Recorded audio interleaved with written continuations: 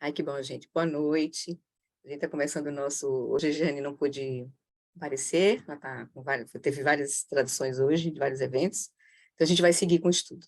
Vamos fazer primeiro as preces, a meditação, que a gente está fazendo nesse vídeo 5, e aí a gente se localiza no estudo para começar.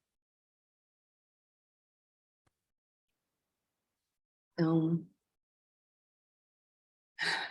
encontra uma posição confortável, e traz a atenção para o momento presente.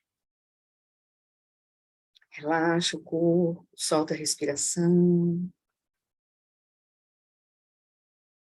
Equilibra a energia, né, o corpo sutil. E abre espaço na mente para o nosso momento agora de encontro com o Dharma, os ensinamentos de Duja Olimpa, os ensinamentos de Lama Alam, e com a Sangha preciosa também, que juntos nós estamos aprendendo juntos, caminhando juntos. E para purificar a nossa motivação, a nossa prática, a gente se lembra rapidamente, né, dos 4 pensamentos que provocam uma revolução na nossa mente, né, uma evolução na nossa perspectiva. Quer lembrar que a gente tem essa vida humana preciosa, com todas as vantagens e liberdades para praticar, sabendo que nossa consciência é um contínuo, então a gente colheu muitos frutos das vidas passadas para hoje ter essa vida humana com todas as condições para praticar, físicas, pessoais, em relação ao Dharma, sangue, os ensinamentos. Então a gente se regozija por ter essa preciosa vida humana. Também a gente se lembra da impermanência, sabendo que todos os fenômenos são como ondas no oceano. Surgem de causas e condições, e quando as causas e condições mudam, os fenômenos mudam, nosso corpo vai mudar, nós vamos envelhecer, todas as situações mudam, nossa mente muda. Então a gente aproveita cada momento para praticar, traz cada experiência para a nossa prática. Seja mudança para positiva ou mudança negativa, tudo é nossa prática. A gente se lembra então também da lei de causa e efeito, a lei da causalidade.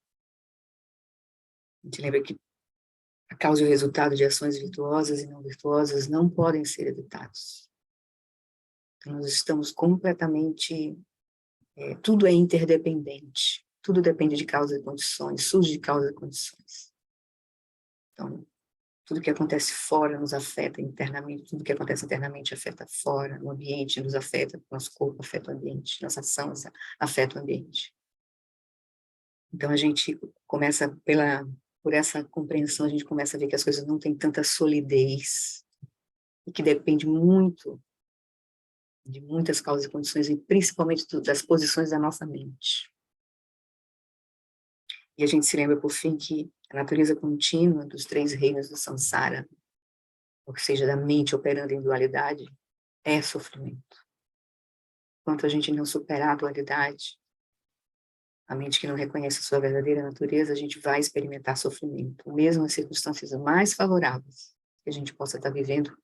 Enquanto a gente estiver vivendo com essa mente, a gente vai colher sofrimento. Então é com essa motivação que a gente, então, toma refúgio, não só para nós, mas vendo que essa é a situação de todos os seres, a gente toma refúgio naquilo que vai nos ajudar nesse caminho de transformação profunda, que são as 3 joias, o Buda como nosso guia, o Dharma como nosso caminho, nossa prática, e a Sangha como nossos companheiros de caminhada, de jornada. Mas especialmente os nossos mestres, os Sangha nobre. E a gente vê que todas essas qualidades do Buda, do Dharma e da Sangha estão no nosso Guru, no nosso mestre. Ele espelha essas qualidades, então a gente toma refúgio no Lama como as 3 joias. Nambo, no Lama, que é a corporificação dos Sugatas, da natureza das 3 joias. Eu, juntamente com os seres dos 6 reinos, tomamos refúgio até a nossa iluminação. Namo Lama Deshe Dupeku Conchu Sungiran Zingla Dadandru Senchenam Chanchu Guardu Kyapsuchi Namo Lama Deshedu Peku Conchu Sungiran Zenlam Dadandro Du Senchenam Chanchu Guardu Kyapsuchi. Como a gente sabe que nossa mente, tudo que nós experienciamos é a mesma condição de todos os seres, a gente pratica, aspira a cultivar a bodhicitta para benefício nosso de todos os seres, que é a mente que vai nos ajudar a realmente despertar completamente da ilusão. Sem que droa kundontu lama sangedro meni ganla gandu trileki droa dan chao. Para benefício de todos os seres, eu faço surgir o espírito do despertar e cultivo a realização do Lama como Buda. Por meio de atividades iluminadas, treinarei cada ser de acordo com suas necessidades e faço o voto de liberar o mundo. A gente pode repetir em silêncio, como ele faz.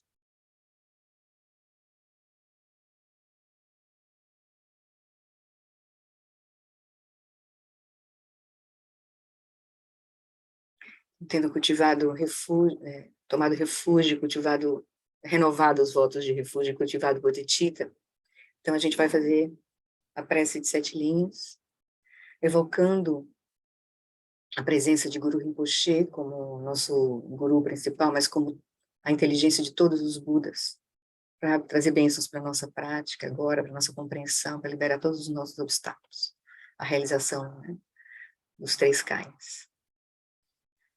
Hum, again, no jan sam pema gesa don polam nyan sen chege nyudrune pema june jesudram kudu kandro mampe kor kiki jesudadruki jinge lopchi sheksu so guru pema sije hum again, no jan sam pema gesa don polam nyan sen chage nyudrunye pema june jesudram kudu kandro mampe kor kiki jesudadruki jenge lopchi sheksu so guru pema siji hum.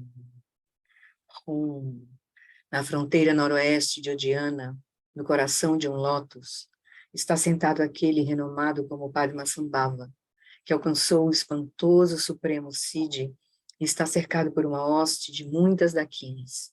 Seguindo suas pegadas, dedico-me à prática. Por favor, aproxime-se e conceda suas bênçãos. Guru Pema Siddhi.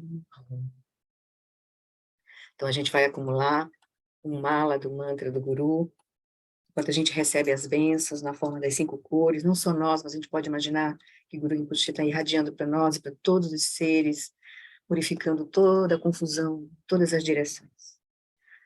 Om Ahum Vajaguru Pema Jut, Om Ahum Vajaguru Pema Siddhi Hum, Om Ahum Vajaguru Pema Siddhi Hum, Om Ahum Vajaguru Pema Siddhi Hum, Om Ahum Vajaguru Pema Siddhi Hum, Om Ahum Vajaguru Pema Siddhi Hum, Vajaguru Pema Siddhi Hum, Om Ahum Vajaguru Pema Siddhi Hum, Vajaguru Pema Siddhi Hum, Vajaguru Pema Siddhi Hum, Om Ahum Vajaguru Pema Siddhi Hum, Vajaguru Pema Siddhi Hum, Vajaguru Pema Siddhi Hum, Vajaguru Pema Siddhi Hum, Vajaguru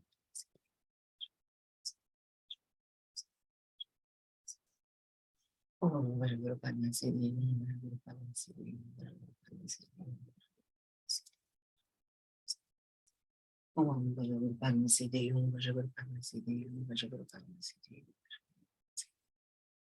Hum, Om Vajaguru Padma Siddhi Hum, Vajaguru Padma Siddhi Hum, Vajaguru Padma Siddhi Hum, Vajaguru Padma Siddhi Om Vajaguru Padma Siddhi Hum, Vajaguru Padma Siddhi Hum, Vajaguru Padma Siddhi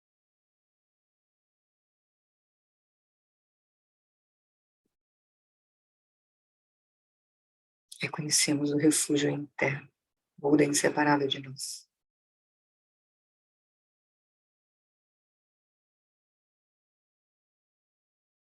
Com essas bênçãos, a gente faz a nossa prática de meditação para iniciar o nosso estudo.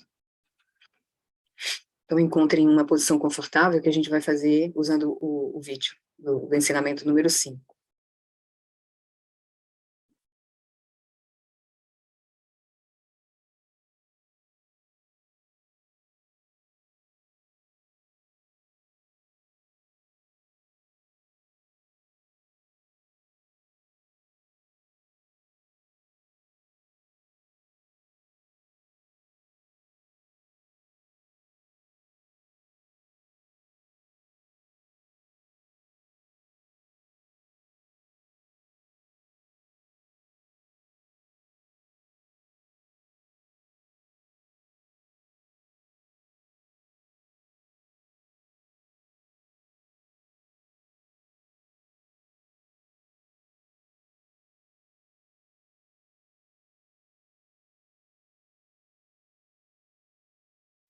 So if you still have a body, rest it in a comfortable position.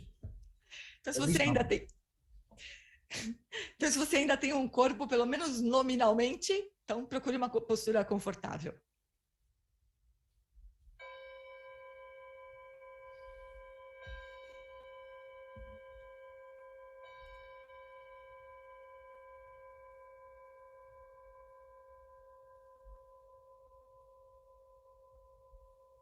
And swiftly dissolve all your conceptual constructs about your environment, your body, your mind. And come to rest in utter simplicity,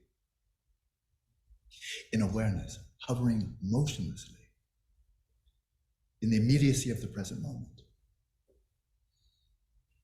Então, rapidamente dissolva todas as construções conceituais a respeito do corpo, do ambiente, da mente, e repouse na simplicidade da consciência, imóvel, permeando o momento presente.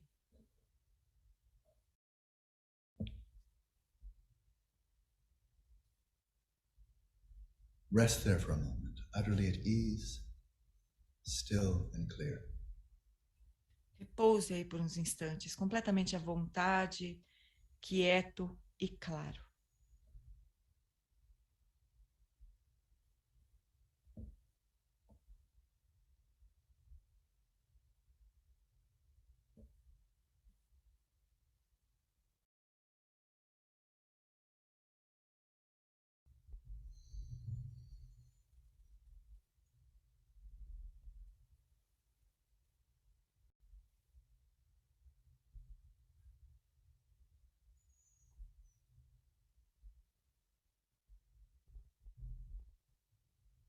And while you're resting there in that flow of self-knowing awareness, examine it a bit more deeply.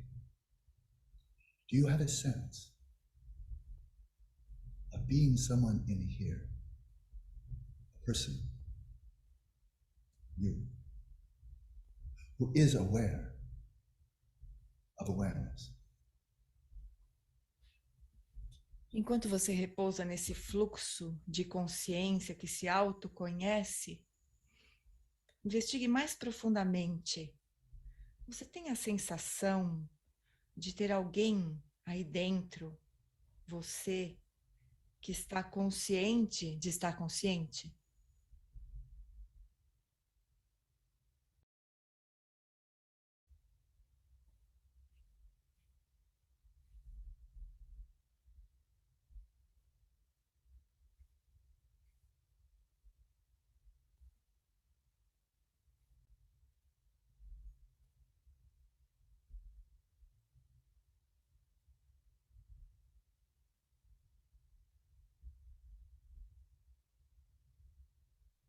Do you have a sense of being you in here who is meditating? Are you the agent who's engaging in this practice? Você tem a sensação de ser esse eu que está aí dentro meditando, que está fazendo essa prática? Let's not philosophize. Let's go right into immediate experience with the question, how do you experience yourself? Not who do you think you are, who do you sense you are? Mas nós How não do you vamos, experience your own identity? mas nós não vamos filosofar aqui. Nós vamos acessar a experiência direta por meio dessa investigação. Como você experiencia esse eu? Como você sente esse eu? Que experiência você tem nesse eu? Não aquilo que você pensa que é, mas o que você sente que é.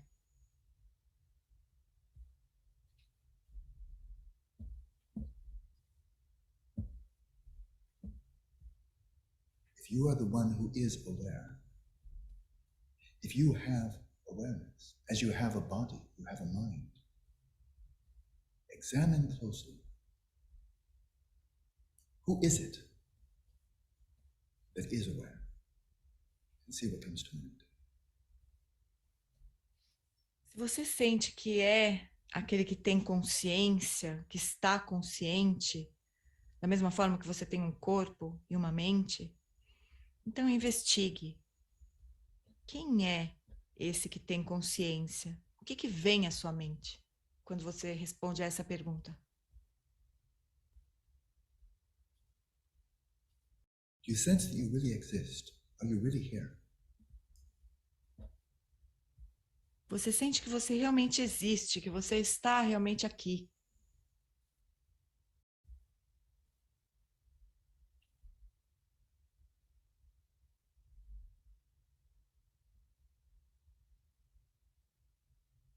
If you're really here, you're really in here, where exactly are you? Can you locate yourself?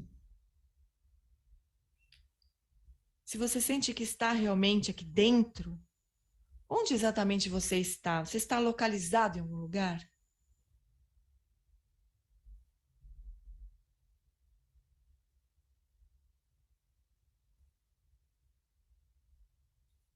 You may sense that you're located in your head. A lot of people do. Você pode ter a sensação de estar localizado na cabeça. Uma grande parte das pessoas sente isso. If so, what part of the head? The frontal cortex, the brainstem? What part of the head are you in? Então, em que parte da cabeça você está? Você está no córtex pré-frontal, no cérebro? Em que lugar? And how big are you? Do you feel the whole head? Or are you just in one part of the head? Que tamanho você tem? Você ocupa a cabeça inteira ou só uma parte da cabeça?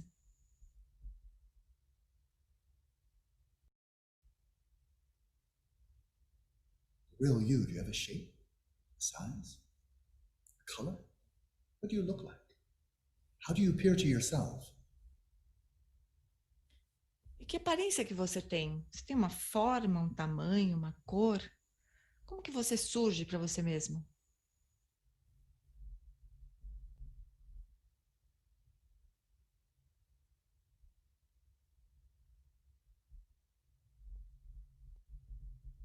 Is this just all a projection, a superstition, thinking you're inside your head? Isn't that a ridiculous idea? Mas isso é um pensamento equivocado, é uma superstição. Você não está na sua cabeça.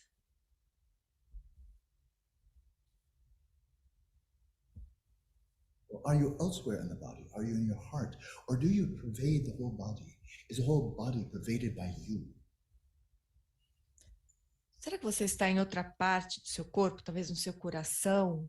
Ou você permeia todo o seu corpo? Seu corpo está todo preenchido pelo eu, por você.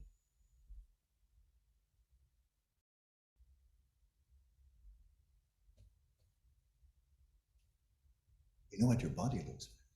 But what do you look like? Are you a body-shaped ghost? Do you have a color? Or it's just sheer fantasy?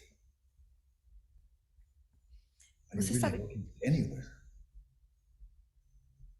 você sabe como um corpo se parece, que a aparência tem um corpo. Você tem uma mesma aparência? Você é como se fosse um fantasma com um corpo de fantasma? Ou você tem uma cor uma outra forma? Que aparência que você tem?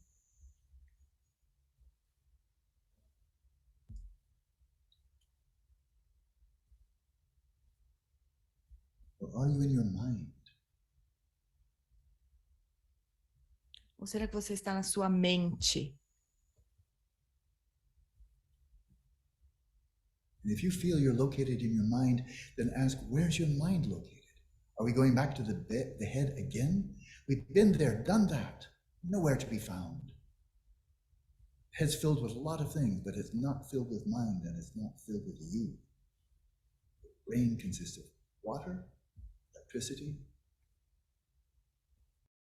protein, and fat. Which one of those do you think is you, or your mind? E se você, então, acha que você é a mente, onde que está a sua mente? Será que ela está na cabeça e nós vamos voltar para esse assunto? Nós já pensamos nisso, nós já fizemos isso, já investigamos. Na sua cabeça só existe água, eletricidade, proteína e gordura. Qual delas você acha que é a mente, que é você?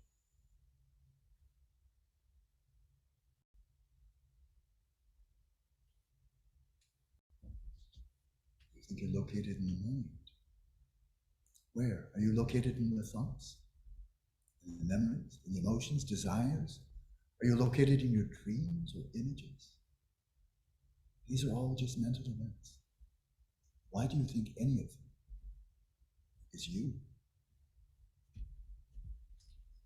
Se você acha que você está localizado na sua mente, então onde? Nos pensamentos, nas memórias, nos desejos, nas emoções ou nos sonhos?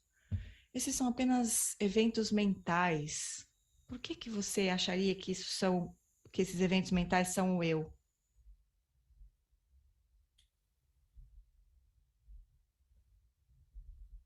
You have a body and mind, and yet you're nowhere to be found among them. Can you be found apart from them? Is there a real you that is the landlord of your body, controller of your mind? Is there any evidence of you existing apart from it, in addition to the body and mind? Você tem um corpo e uma mente, mas ainda assim, você não pode ser encontrado em nenhum lugar do corpo e da mente. Será que você está, então, fora dele, como algo que controla o corpo e a mente, separado da mente e do corpo, em adição ao corpo e à mente? Nothing in the body or mind is you. And the whole world is empty of you, apart from the body. Nem o corpo e nem a mente são você. E o mundo inteiro é vazio de você. Rest in that emptiness. Repouse nessa vacuidade.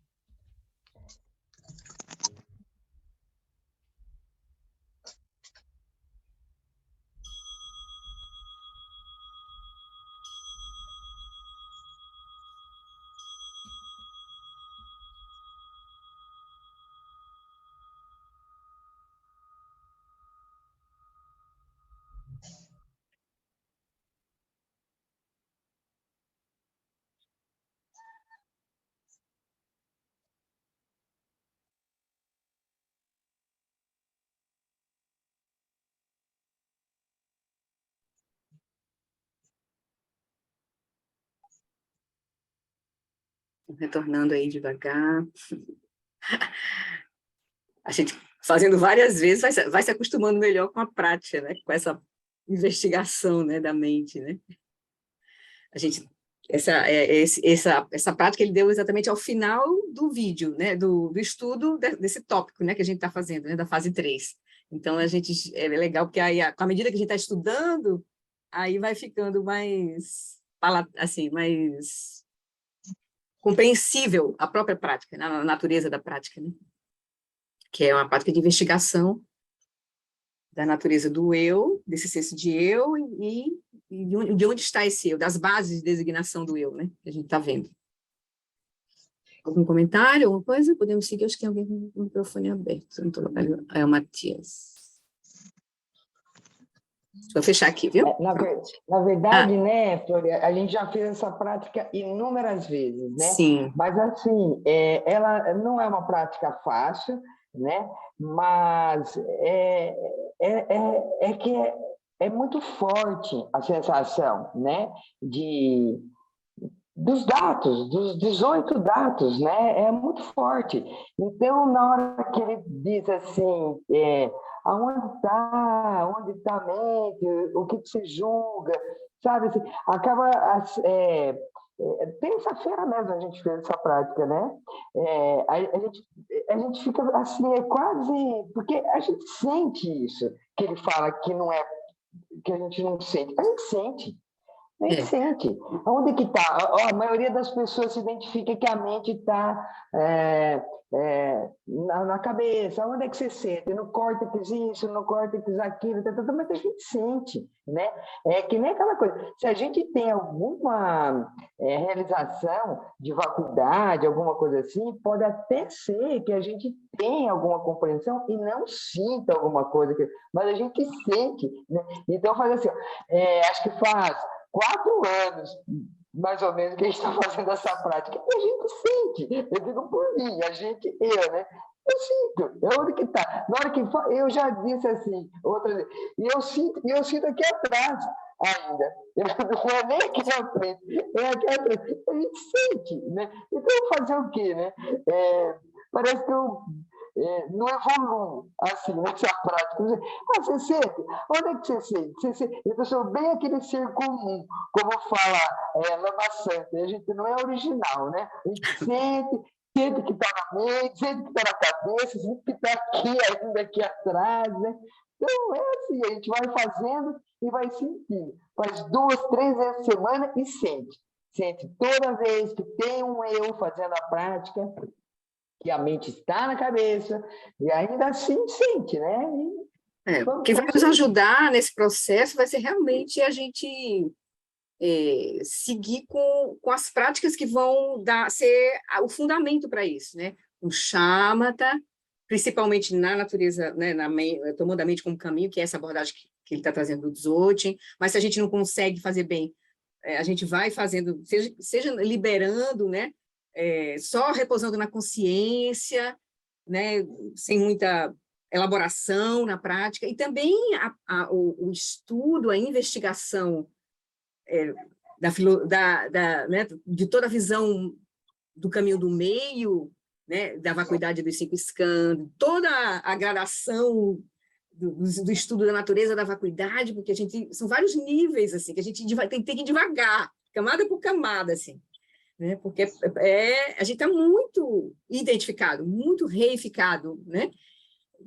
E aí também a outra parte que pode nos ajudar muito são as 4 aplicações da atenção plena, que é uma abordagem que não é do Dzogchen, do Theravada, mas é uma abordagem que o Lama traz, que é muito útil para a gente praticar. Né? Olhar, se desidentificar, se descolar e tentar olhar para o corpo, o que é esse que a gente chama de corpo, mas isso não é uma coisa que a gente faça só assim, não, é a gente realmente trazer a consciência para essa experiência, né? E aí, quando a gente estiver no dia a dia, se a gente estiver realmente estando presente ao corpo, presente aos sentimentos, às flutuações de energias, emoções, a gente quando nem percebe, a gente não consegue nem identificar as emoções, por exemplo, que é uma coisa meio grosseira que a gente se identifica muito, né, com a raiva, com o orgulho, com o medo. Outra coisa que a gente se identifica muito, não só com o corpo, mas com as emoções, né? Que são sentimentos mais já elaborados, assim. Mas tem um sentimento sutil aí de gostar, não gostar e de indiferença, né? Que é um padrão de energia, como o Dom falou, né? Tem um tom. Já, quando você percebe as coisas, já tem um tom, que é um movimento de energia. Aí daí é que vai surgir os reconhecimentos, as discriminações, aí vem as emoções, que é uma coisa mais elaborada. Mas a gente não se familiariza com a nossa experiência de nós mesmos.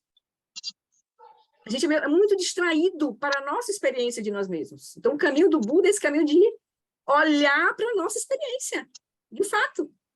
E ainda tem aí a mente, e tem os fenômenos todos. São 4 práticas de aplicação da atenção plena. Então, a gente precisaria se abrir para olhar, como o Eric está convidando, por exemplo, a gente. Pare e olhe. O Dharma diz respeito à nossa vida, não é outra coisa. Não é uma coisa que está no céu, no além, no céu, na Macaia, como se fosse alguma coisa, algum lugar. Não, é a nossa vida. Diz respeito à nossa vida, como ele disse hoje, né? Dharma diz respeito à nossa vida. Mas a gente precisa se dispor a fazer isso. Ele faz assim, nessa prática, né? Ele faz assim, tem alguém aí que está fazendo essa prática? Toda vez que eu faço a prática, ele faz, tem alguém aí que está fazendo essa prática? Eu respondo assim, sim, tem. Tem alguém que está fazendo, né? E é horrível isso, né? Agora, a gente sabe que... Tem alguém que está fazendo essa prática. Mas lembra o que ele disse nesse mesmo texto. O Buda dizer que o eu não tem existência inerente, não quer dizer que o eu não exista.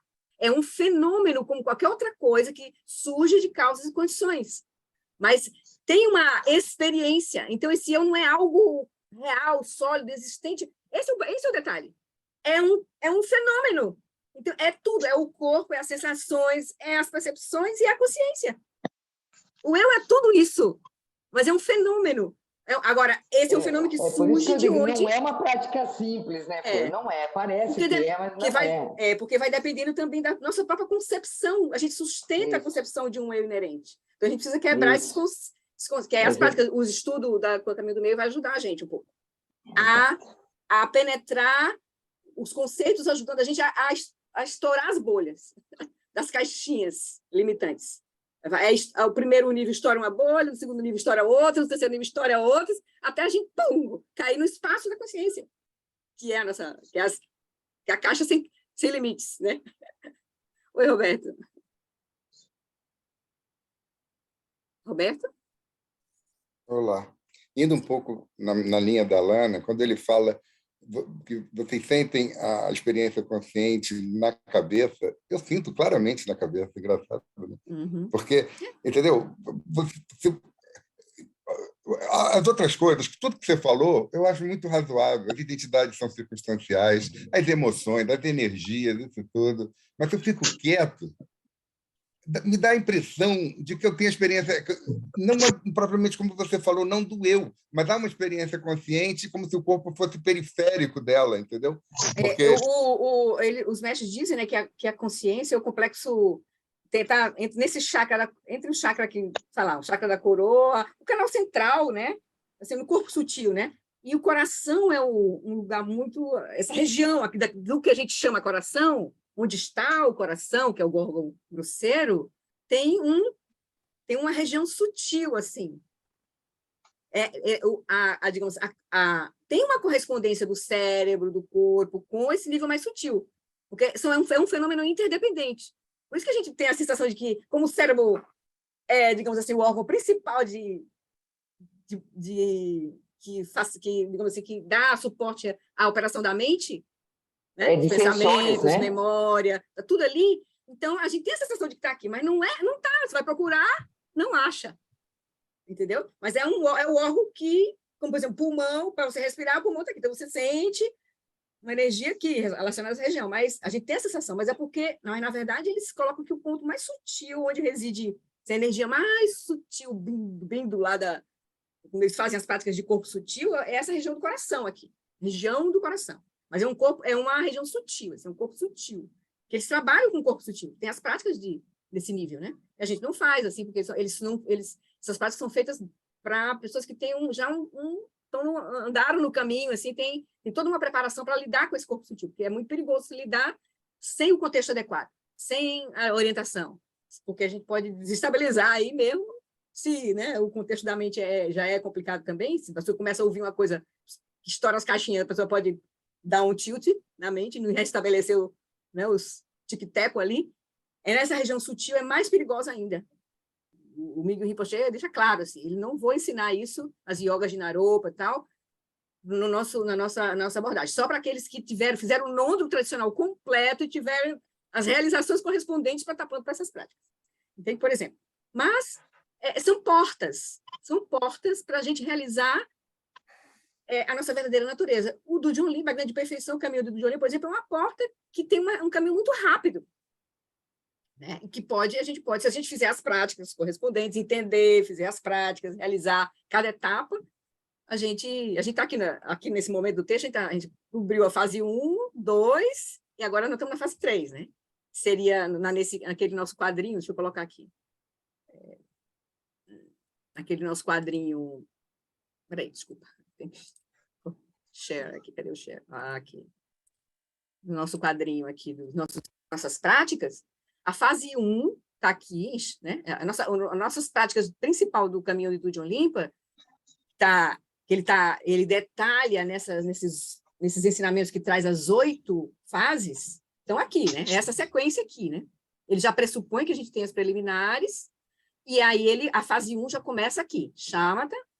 Aí, a fase 2 é o início, ele já, na verdade, como a gente aqui é para atingir Shamatha, né? Idealmente, a fase 2 é um apontamento direto para o Rigpa. Se a gente, dependendo aqui da condição de nós sermos, né, termos ou não a maturidade da nossa realização de Shamatha aqui, a gente pode, né, a gente vai vislumbrar Shamatha aqui, a natureza Rigpa, e aí a gente vai aprofundar Vipassana, nessa que é a fase 3. A gente vai aprofundar a natureza de vacuidade do eu, das bases de designação do eu, que são as 5 skandhas, e depois de todos os fenômenos. A gente vai aprofundar Vipassana aqui, na fase 3.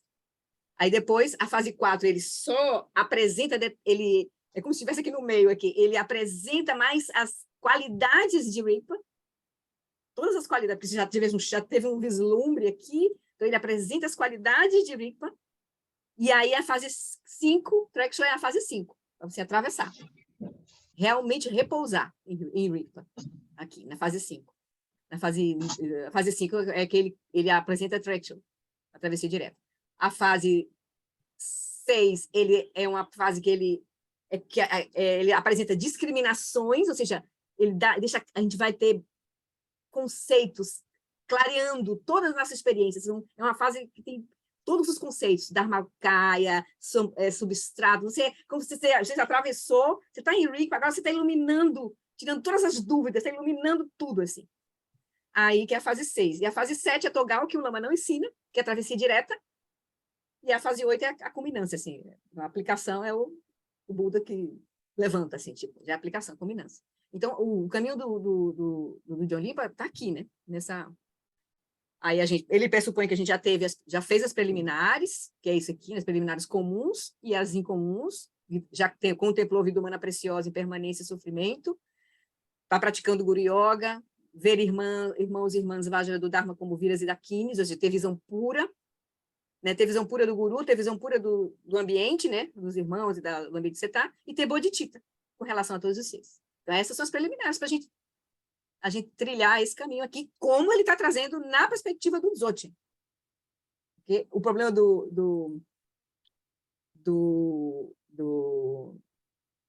dos ensinamentos é que os ensinamentos são dados de acordo com perspectivas.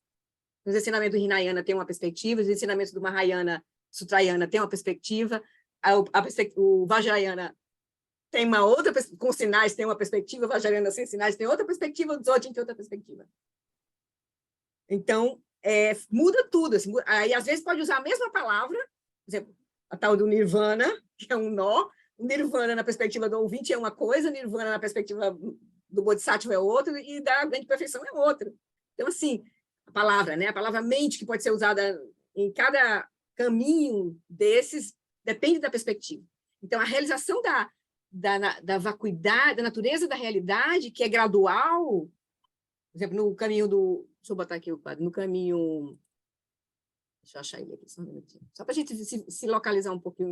Às vezes, complica. Eu vou tentar ajudar. Minha intenção é ajudar, mas às vezes eu não consigo... Ai, meu Deus, cadê aqui? Sorry. Tá aqui. Okay. Deixa eu achar. Quadro dos 3 veículos. Aqui. Então, na perspectiva Theravada, Pali, aqui é o ponto, né? As práticas principais estão aqui, mas para atingir a sabedoria, que é Vipassana. Então, nessa etapa mais inicial, assim, que foram os ensinamentos do primeiro giro da roda, o foco da sabedoria está em reconhecer a impermanência e todas as coisas, o sofrimento, toda a nossa experiência como sofrimento e não eu, mas ainda um eu, só o senso de eu aqui ainda, talvez. Agora, se você aprofunda esse não eu de forma profunda, você já pula para uma visão mais aberta. Por exemplo, se você já está vendo a vacuidade do eu e dos fenômenos, você aqui já saiu do caminho Theravada e você já gerou Bodhicitta com certeza e já está no caminho Mahayana, porque você começa a ver a vacuidade do eu e dos fenômenos, você já gera Bodhicitta, não tem outra coisa. Vai sair Bodhicitta. Então, você já pula você já está em outra condição.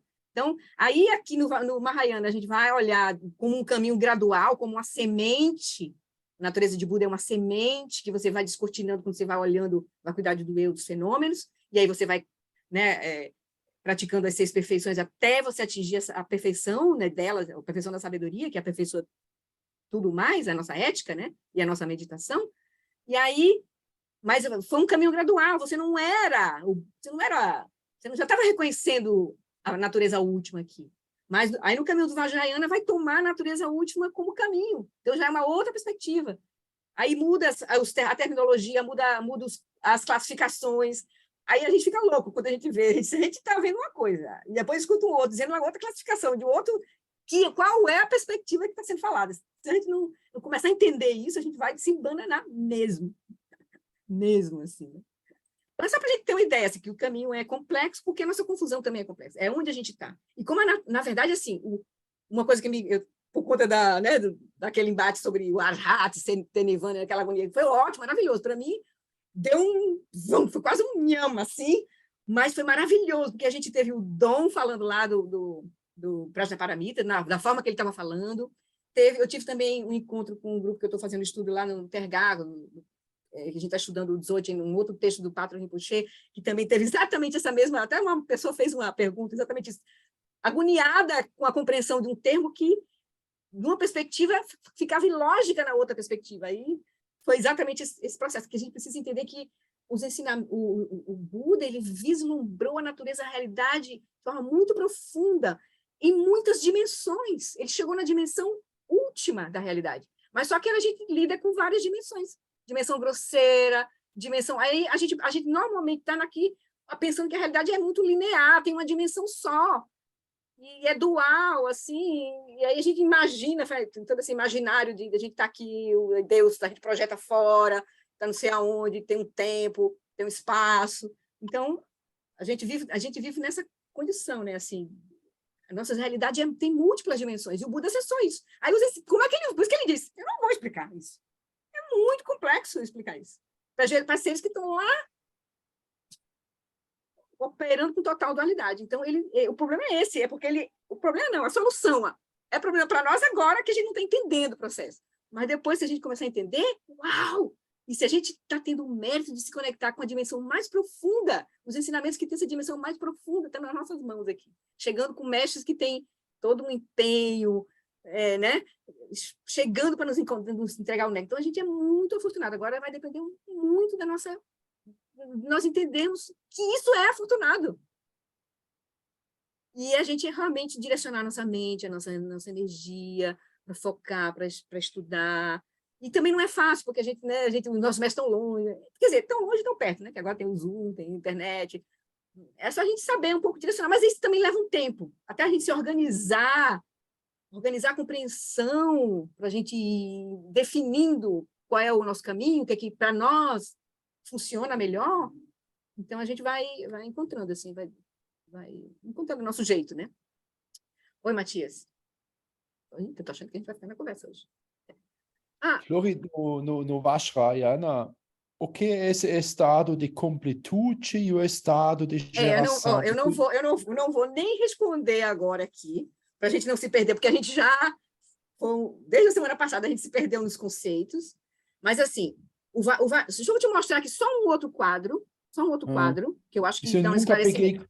Nunca peguei completamente essa coisa, geração, que o significado disso. Deixa eu só mostrar o seguinte. A gente viu aqui um quadro aqui que mostra a perspectiva do caminho em 3 veículos. né? Theravada, veículo ligado à primeira volta do Dharma, o Mahayana ligado à segunda volta do Dharma e o Vajrayana ligado à terceira volta do Dharma. Mas o Vajrayana, ele tem aqui, aí tem os métodos de prática de cada estágio, de cada nível de ensinamento, né? Por exemplo, no Theravada, que foi o ensinamento que o Buda deu ainda no Cânone Pali, quando ele estava vivo, que foi a maioria das pessoas, que foi para a maioria, o ensinamento mais geral que ele deu para a maioria das pessoas em geral, ele falou do Nobre Caminho de 8 Passos, que é, em resumo, os 3 treinamentos: ética, concentração e sabedoria que o vislumbre inicial das 3 marcas da existência. Né? Aí, no Mahayana, que é quando ele percebe que está no ponto dele apresentar uma visão, aí o Dalai Lama diz, o Lama Alan Wallace disse no retiro que a gente fez agora, até tu participou, Matias, tu participou daquele retiro da caverna? Fez o retiro com o Lama Alan Wallace, do Ensinamentos de Dujon Limpa sobre o retiro da caverna? Sim, foi uma vez por semana. O último eu participei. Aquele que foi feito uma vez por semana, que tinha os áudios uma vez por semana, né? Não, isso não fiz. Não fez. Você disse que ia fazer porque você tivesse feito. Tá.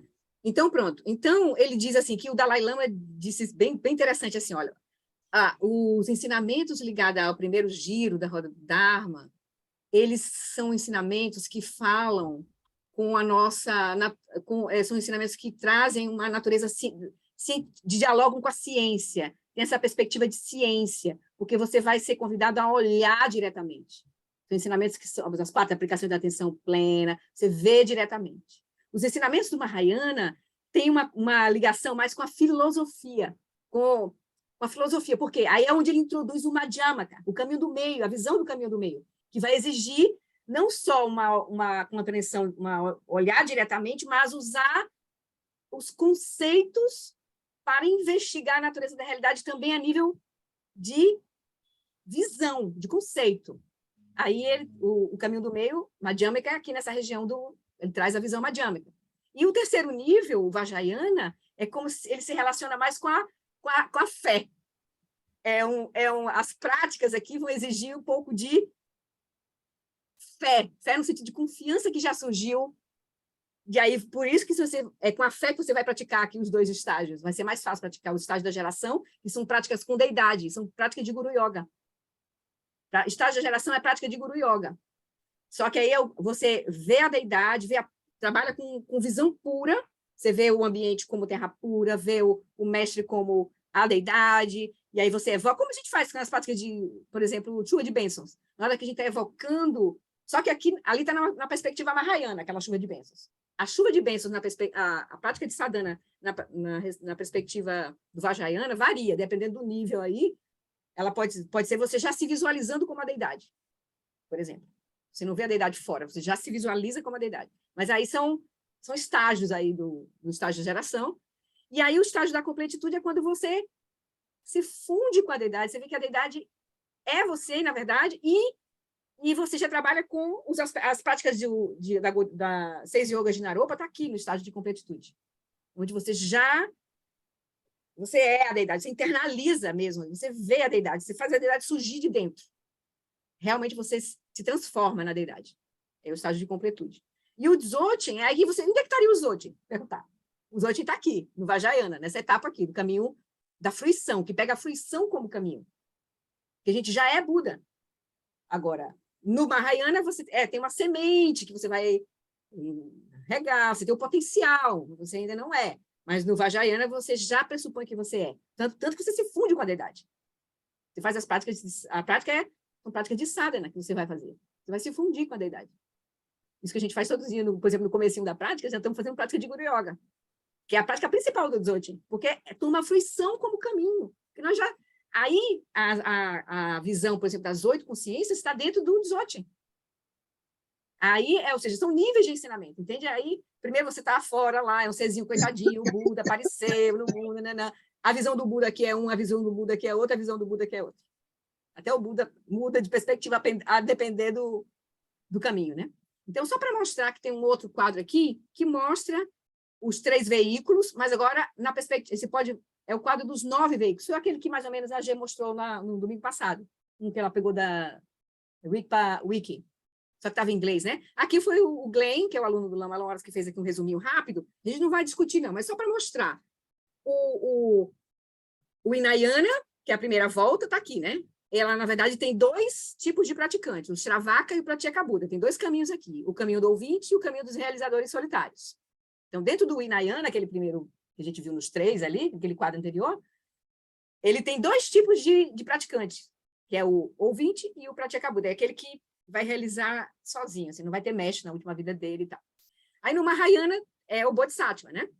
É o caminho do Bodhisattva. Então, tem o Sutra, tem todo, aqueles caminhos, os 5, tá ligado ao Sutra, na verdade, tá ligado ao Sutra.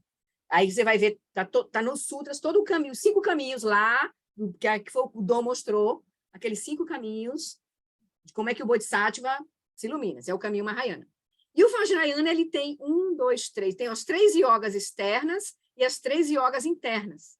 O Kriya, o Paya Yoga, que eu não tenho detalhes, eu não conheço, são as yogas externas, são caminhos diferentes, e tem o Mahayoga, e o Anu Yoga e o Ati Yoga. O Mahayoga é o estágio da geração, o Anu Yoga é o estágio da completitude, e o Ati Yoga é o Dzogchen. Então, o Dzogchen é a culminância do Vajrayana. Aí no Dzogchen tem, a prática principal do Dzogchen é Treksho e Togal. Shamatha e Vipassana são preparatórios. A gente já teve, porque a gente já vai praticar isso, a gente já tem isso. De uma forma ou de outra, seja como for, já tem isso. Certo? Então, aí, veja bem, essa classificação de 9 veículos tem a ver com a linhagem Nyingma. Na linhagem Kagyu e Mahamudra, a classificação já é diferente. Vê como é complexo o negócio. Entende? Na linhagem Kagyu, que é do Rinpoche, por exemplo, o Hinayana e o Mahayana, eles chamam de Sutra, é o caminho do Sutra. O Vajrayana, essas 3 yogas externas e essas 2 yogas aqui internas, é o Tantra. E aquilo que corresponde ao Dzogchen é a natureza da mente, ou essência, as práticas de natureza da mente, que é o Mahamudra mesmo, assim, que ele vai apontar aqui, que é o apontamento e a não meditação. Então, já é uma outra classificação. No Gelupa já tem outra classificação. Tá vendo? Tem a Nuttara Yoga, não tem mais o Mahayoga, o Anu Yoga e a Ati Yoga se transformam em Anuttara Yoga, que é o estágio de geração, completude e empoderamento da palavra. Então, assim, só para a gente se ligar que tem essas classificações que a gente precisa compreender qual é a escola, qual é o nível, né? Hinayana, Mahayana, Vajrayana, porque isso tudo interfere nos conceitos. Mesmo que use as mesmas palavras, os conceitos são diferentes. O significado é diferente. Porque aqui pressupõe que você está em total quase dualidade, aqui você está superando, já viu a vacuidade dos fenômenos, e aqui você está reconhecendo você como um Buda. Então, já é diferente, assim, a perspectiva é diferente. Aí a prática é diferente, os conceitos são diferentes, por isso que a gente pode se embananar muito.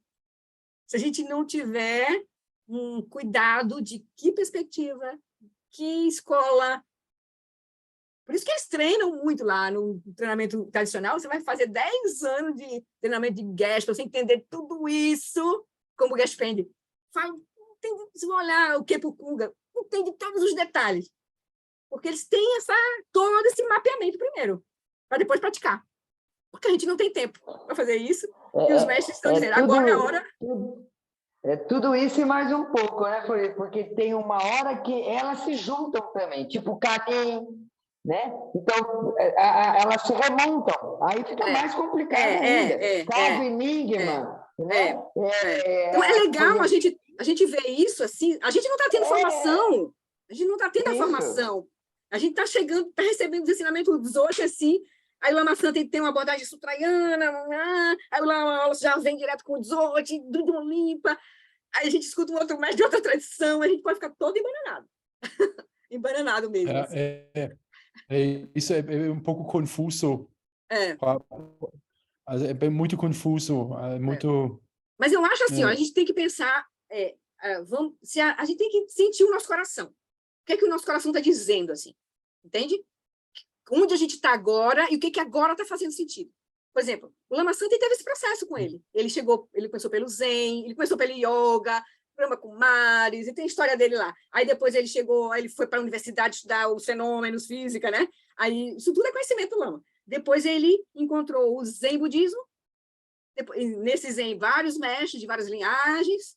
Aí depois ele encontra o Shagdu, que trouxe o Dzogchen. Aí ele sai daquele treinamento que ele estava aí é um processo, entende? Kármico até, inclusive, de maturidade e kármico nosso. Aí o Lama teve que fazer as opções. No momento que ele teve que fazer, ele fez, para poder ele seguir no processo dele. Ele saiu do Zen, ele deixou de ser um mestre Zen, da Sangha Zen, e foi treinar com o Shagdu Rinpoche. E mesmo depois que ele treina com o Shagdu Rinpoche, ele depois ainda fez um movimento diferente dos outros lamas de Shagdu Rinpoche, porque ele viu, pela experiência dele, pela história de vida dele, pelo fato de ser professor, pelo fato dele conhecer profundamente o Prajnaparamita, de ser brasileiro, aí ele viu que era importante ter uma linguagem diferente da linguagem lá do Gompa, porque os outros lamas que foram ordenados pelo Shagdu seguiram lá, com as mesmas práticas, com a visão do Shagdu. Então, lá no Gompa, vê a Lama de Série ensinando, ele vai ensinar como o Shagdu estava ensinando. O Lama Santen fez uma opção diferente, com as bênçãos do Shagdu, de chegar a trazer o budismo, de instalar o SEB como uma escola aberta. O Lama conta isso, né? Como uma escola aberta de alunos livres e professores livres. É isso que como ele definia, pelo menos, né, quando estava mais junto do Lama, né? Passei 14 anos com o Lama Santen, ele foi o meu primeiro mestre assim, de budismo, né? Então, agora que eu defini também, 2 anos atrás eu me defini. Esses ensinamentos do Dzogchen, do Dudjom Limpa, é a minha prática. Então, eu defini. Então, eu não posso estar ouvindo... A gente tem que selecionar, porque a gente não tem tempo. A gente quer até ouvir todo mundo, mas não dá. Não dá. Eu estava ouvindo... Me ajudou por um tempo o Tenzin, maravilhoso, que também ele é Dzogchen, mas uma outra abordagem. Mas às vezes eu não vou fazer as práticas, não adianta eu estar. Então, eu tenho que... agora eu estou me dizendo para mim mesmo, você tem que focar nisso que você sabe que seu coração... que ressoa com seu coração. É esse ensinamento do Dudjom Limpa. Então, a minha meta é...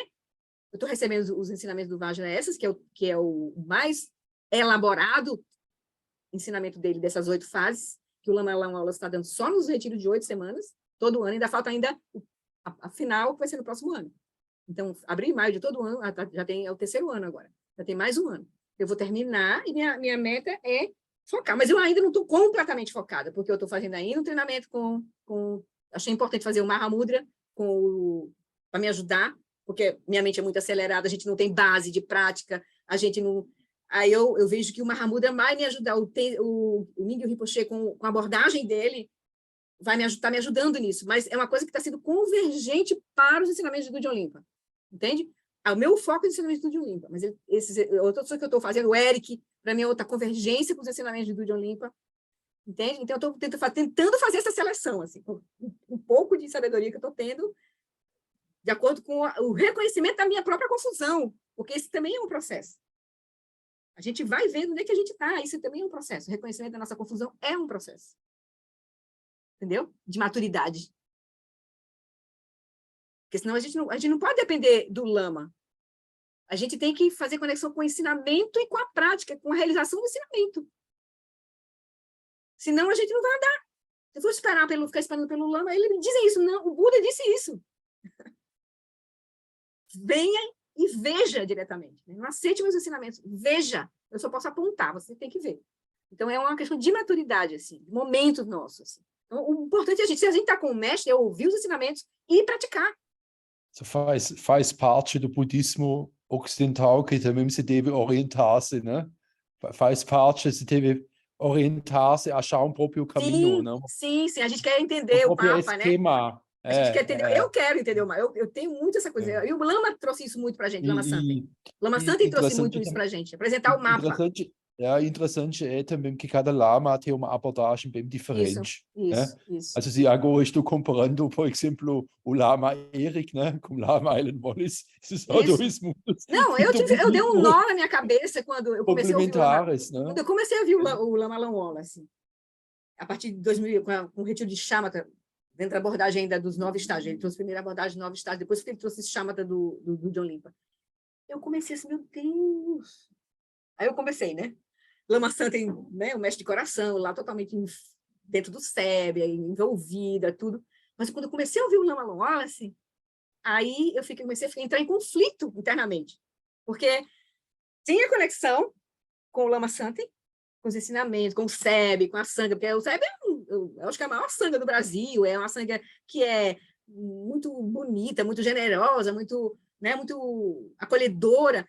Mas aí, quando eu vi que aquilo estava me pegando, me fazendo sentido, fazendo eu entender a prática, aí quando ele traz o Tantra Vajra, cortante da consciência lúcida, quando eu vi esses ensinamentos das fases, foi o primeiro texto das fases que a gente viu, meu Deus do céu, é isso.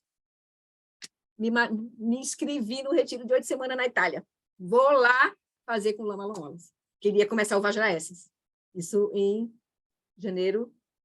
outubro de 2019, porque já estava aberta a inscrição, porque era em abril de 2020. Eu já fiz ali mesmo no retiro, já falei com o Lama Lomas, dizendo que ia fazer, já Gus, G, me deu a sugestão, já fiz logo a inscrição.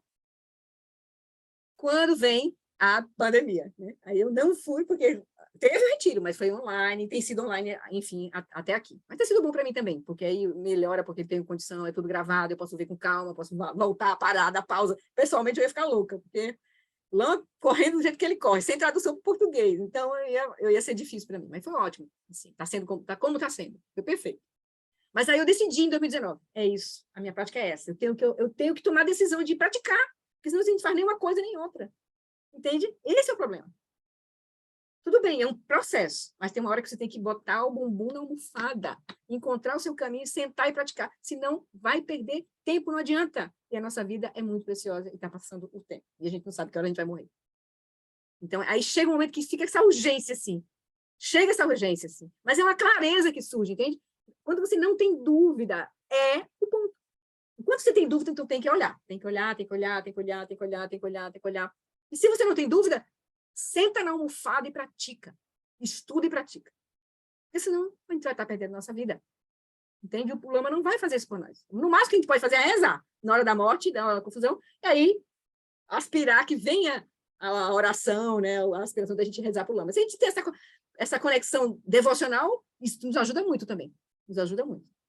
E a gente, né, aspira, reza, todo dia reza, reza. Se a gente não estiver estudando, a gente tem que estar rezando. Se a gente não estiver estudando e praticando, tem que estar rezando. Porque não tem outro jeito. Oi, Ana e Paulo. Sobre a prática que fizemos agora, né, que até a Lana comentou da dificuldade, mas eu já tive, no passado, essa suposição de que estava na cabeça, e aí participei de alguns grupos que falavam que estava aqui abaixo do umbigo, 10 centímetros, outros aqui. Então, na verdade, hoje em dia, quando eu faço essas práticas, realmente parece que isso que está testemunhando não está exatamente nem aqui, nem nada. Está junto, mas não está no corpo, isso, né? Não é. Então, essa é uma percepção vivida da coisa, e não uma teoria, né? Isso. A gente é convidado a exatamente ver diretamente. Esse é o ponto. Se você quiser essa teoria de que está tudo ali, é a teoria das 8 consciências. A consciência das 6 consciências, as 5 consciências físicas e a mental, que é a mente grosseira, que é o aspecto mais grosseiro da mente. A 7ª consciência, que é o senso de eu, que é quando, a partir da consciência substrato, que é a 8ª consciência, surge um senso de eu, e a 7ª consciência. Então, isso é a compreensão das 8 consciências e a compreensão e a realização atravessa. As 8 consciências operam dentro da dualidade. Então, atravessar a dualidade, atravessar a consciência substrato, para realizar a RIP, que é a consciência não dual. Então, isso não é um conceito, é uma experiência.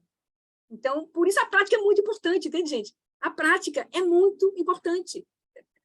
Não é só a prática formal, não, é a prática. Ou seja, como o Eric disse, transforma cada instante em prática. Cada instante em prática. Ô, Flori, seu depoimento foi muito importante, porque aconteceu algo muito parecido com a gente ano passado, né, quando a gente começou no budismo, né, que a gente já eu estava 30 anos nesse autoconhecimento com o grupo Gurdjieff, né, Quarto Caminho, e tem uma grande gratidão por tudo que ele me agregou. Claro, tudo é o nosso caminho.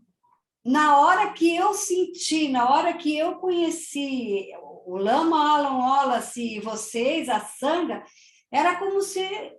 Já chegando em casa, né?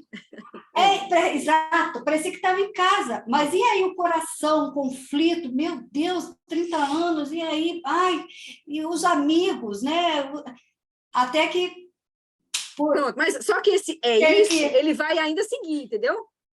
É isso em relação ao budismo. Agora, vai acontecer outros... É isso com relação ao caminho, a abordagem, linhagem que vai acontecer, entendeu? Vai acontecendo outros, é isso. Como aconteceu comigo quando em 2019, quando eu vi, é isso, né? Então já deu outro direcionamento, mas pode ser que tenha outros ainda, não sei, né? É verdade. Obrigada. Nada. Então, dá para a gente... Como é que tá? A gente segue um pouquinho no texto? Vocês estão cansados? Dá para ir? Então tá. Deixa eu pegar aqui o texto. O texto tá aqui. Não. Peraí, deixa eu só um minutinho, porque eu estou meio atrapalhada aqui. Tem que baixar esse aqui, para eu ver o danadinho, está aqui. Ok.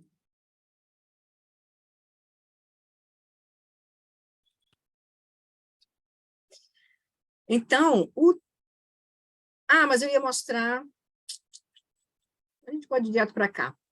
Não, deixa eu só mostrar aqui onde a gente está no... Acho que é importante fazer essa revisão aqui, de onde a gente está. Deixa eu só abrir aqui de novo, aqui. Aqui. Um minutinho. Aqui. Então, nós estamos estudando esse texto aqui, é bom a gente se localizar, nós estamos estudando a visão iluminada de Samantabhadra, que é um dos 5 tratados de Dudjom Limpa, e a gente viu, né, que ele traz de como surge esse ensinamento. Aí tem a primeira fase, que é tomando a mente impura como caminho, que são as práticas de investigar, chama uma pequena vipassana inicial na natureza da mente, e naquele se é a nossa experiência de corpo falimente, qual é a primordial? É a mente, e onde é que está a mente? A gente vai ver localização, origem e destino da mente, só isso. Só como o Lama diz, ele deu uma vacininha de vipassana para poder a gente fazer shamatha já com esse pressuposto, de saber que a mente não tem localização. Então, a gente vai fazer aquelas 4 etapas de shamatha, né, que é atenção plena... Atenção plena unifocada, atenção plena manifesta, ausência de atenção plena e atenção plena autoeliminadora. A ausência de atenção plena, a gente atinge o substrato, e a atenção plena autoeliminadora, a gente atinge a consciência substrato. Então, é a culminância da fase 1. A gente está lá experimentando as qualidades de reconhecer a consciência substrato, que é não conceitualidade, bem-aventurança e... Não conceitualidade, bem-aventurança e luminosidade. Certo? Aí a gente vê a fase 1 é isso. Então, ele vai explicar isso, as 4 fases, aí a fase 2 é revelando sua própria face como o Vajra cortante de Vipassana. Então, vai fazer Vipassana para cortar já para direto apresentar a Rigpa, certo? Aí a gente vai reconhecer, porque a gente está numa outra... Aqui não, mas se a gente tivesse atingido o Shamatha, essa instrução seria suficiente para a gente reconhecer Rigpa, ter o vislumbre de Rigpa. E aí, vislumbrando o Rigpa, agora a gente vai olhar de forma profunda essa natureza desse eu e dos fenômenos. A gente vai agora fazer o full Vipassana. Realmente, aqui é como se fosse Madhyamaka profunda. Então, vai olhar de forma profunda. Então, nós estamos lendo esse pedacinho aqui, né? Revelando o Dharmakaya da base. Então, vou ler só aqui onde a gente parou, até onde a gente parou, que é o texto raiz, né? Que o Lama está comentando lá no vídeo. Então, Vajra da lucidez prístina perguntou. Vajra da lucidez prístina é a Rigpa perguntando. Mestre Bhagavan, que não estamos repousando em Rigpa? A gente atingiu Shamatha, na fase 2 a gente vislumbrou o Rigpa. Então, de Rigpa, a gente agora, esse Vajra da lucidez prístina é Rigpa. Rigpa pergunta, é como se aquilo que vai surgir internamente em nós. As perguntas, esses Vajras todos, esses Bodhisattvas todos, é a nossa experiência surgindo, entende? Então, o nosso Rigpa, que a gente está reconhecendo na fase 2, vai perguntar, mestre Bhagavan, qual é a causa para vaguear pelos 3 reinos do Sansara? O Buda perguntou, lembra quando o Buda atingiu a iluminação? Que ele aí atravessa, ele pergunta, mas como é que surgiu? Como é que os seres e tem a natureza de Buda se perder em samsara. Só que aí ele explica através dos 12 eras da originação dependente, né? Na primeira volta, né? Que é o primeiro ensinamento, né? Mas aqui é como se estivesse perguntando isso, né? Nós repousando em Rigpa, reconhecendo Rigpa, repousando não, reconhecendo Rigpa, a gente pergunta, então, qual é a causa para vaguear pelos 3 reinos do samsara? Que o mestre, por favor, explique. Ele respondeu, filho da família, a base para vaguear no samsara é o par de fixação e objeto de fixação. Aquilo que faz a separação entre o samsara e o nirvana é apenas a fixação ao eu. Essa fixação é chamada de fixar-se a identidade de uma pessoa. A base da designação do eu não tem raiz. É assim, a cabeça e os membros não são o eu. Os membros menores e as articulações não são o eu. A carne e os ossos não são o eu. Sangue e linfa não são o eu. A medula óssea é a gente olhando isso, nós olhando isso, né? E nós aqui. Depois a gente vai olhar nesses. A mente óssea e as juntas dos dedos não são o eu. Dentes e unhas não são o eu, porque a gente está lá. Então, como é que a minha experiência surge? A gente vai estar lá na meditação, né? Quando a gente estiver fazendo os retiros lá e atingindo o Rigpa, atingir o Shamatha, aí vai reconhecer o Rigpa, a gente está lá, é isso que a gente vai investigar. Né? A medula óssea e as juntas dos dedos não são o eu, os dentes e as unhas não são o eu, o cabelo e os pelos do corpo, porque o Buda fez isso, ele passou 7 semanas lá, só vislumbrando tudo, assim, né? Iluminando toda a Larva Jnana, assim, tudo, né? O cabelo e os pelos do corpo não são o eu não existe em objetos externos, nem está internamente presente na mente, e o eu tampouco existe no meio ou no corpo. Portanto, familiarize-se com a dissolução total dessa fixação à identidade de uma pessoa. A fixação às identidades dos fenômenos, da pessoa, né? Agora, a fixação às identidades dos fenômenos, aquilo que não é o eu, emerge disso, do fixar-se ao eu. Existem 4 abordagens para isso. Primeiro, buscar as bases de designação dos rótulos, dos nomes, buscar as bases de designação, né? Aquilo que a gente... para onde a gente está apontando quando a gente identifica uma coisa, que aí ela usou na carruagem, para onde a gente está apontando? É para a roda? É para o eixo? É para isso? Para aquilo? Né? Onde é que está o eu? É a cabeça? É o corpo? É a mente? É os sentimentos? Né? Então, buscar as bases de designação dos nomes, destruir a fixação, a permanência das coisas. Terceiro, combater a falha de benefício e dano, que daí é combater o próprio karma. Aqui a gente vai purificar, vai ver a vacuidade do karma. Aqui, nesse momento, a gente vai ver a vacuidade do karma. Que aí quando a gente vai ter certeza se a gente está vendo, se a gente está atravessando os nyamas todos. A gente vai atravessar os nyamas com a lucidez, dentro da natureza deles como eles são, vacuidade e luminosidade. E fazer colapsar a falsa caverna de esperanças e medos. Então, a gente acabou, não tem mais um ser, tem só a lucidez agora. Então, esses 4 pontos aqui, ele não vai explicar com muito detalhe, ele vai explicar agora um por um, ó, o ponto 1, né? Ao investigar apenas os nomes do corpo, mas depois a Jane vai trazer o retiro de 2016, que é o Tantra, o Dharmatolo de um idiota vestido de barra e penas, que é um texto, um retiro que é mais introdutório, assim, e o Lama deu mais explicações. Aí vai ser legal a gente rever a partir desse ensinamento que o Lama a G vai fazer com a gente no próximo ano, né? Depois do retiro, agora de outubro. Então, ao investigar apenas os nomes do corpo, então, primeiro, né, buscar as bases de designação dos nomes.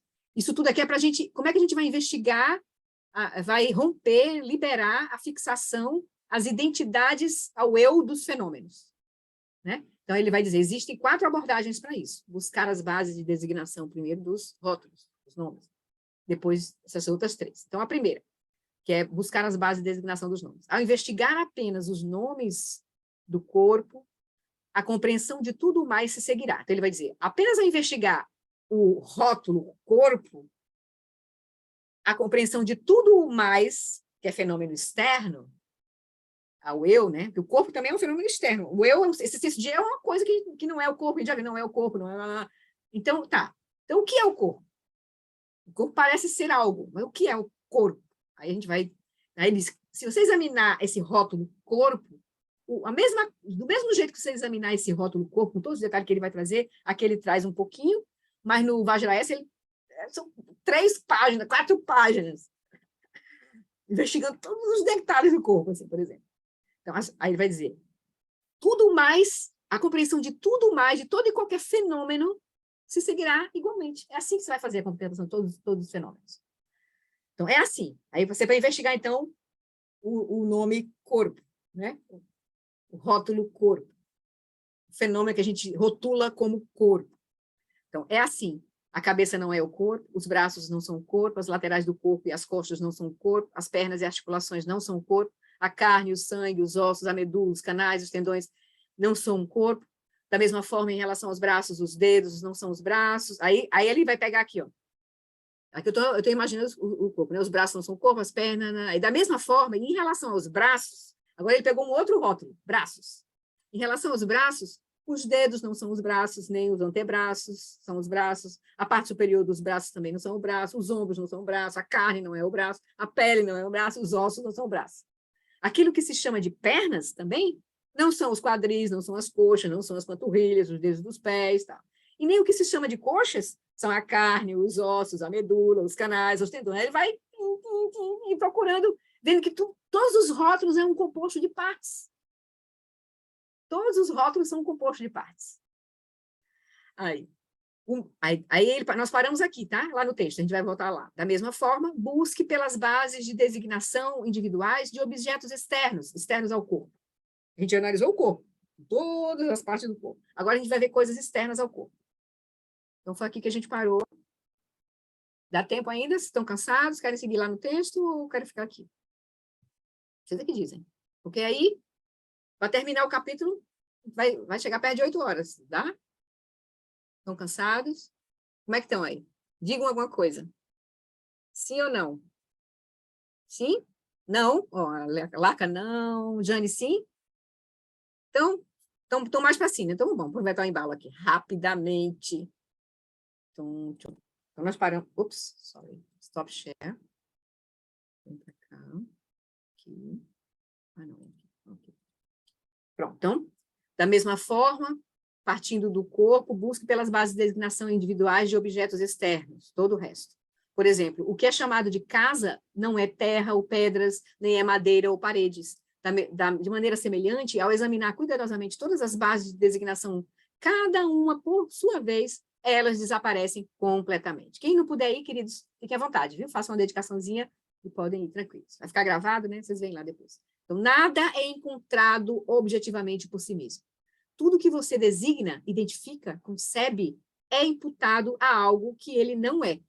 E tudo se resume a partículas elementares. No final, você vai buscar, você vai encontrando sempre mais partes dentro de partes, dentro de partes, dentro de partes, até encontrar o átomo, subpartículas, e encontrar somente essas, cada vez estou encontrando, até chegar no espaço, o espaço de energia, né? Então nós voltamos para a segunda abordagem aqui, que é destruir a fixação, a permanência das coisas. Que a primeira é ver a designação, né, dos rótulos, as bases, a ausência das bases de designação, e agora é destruir a fixação, a permanência das coisas.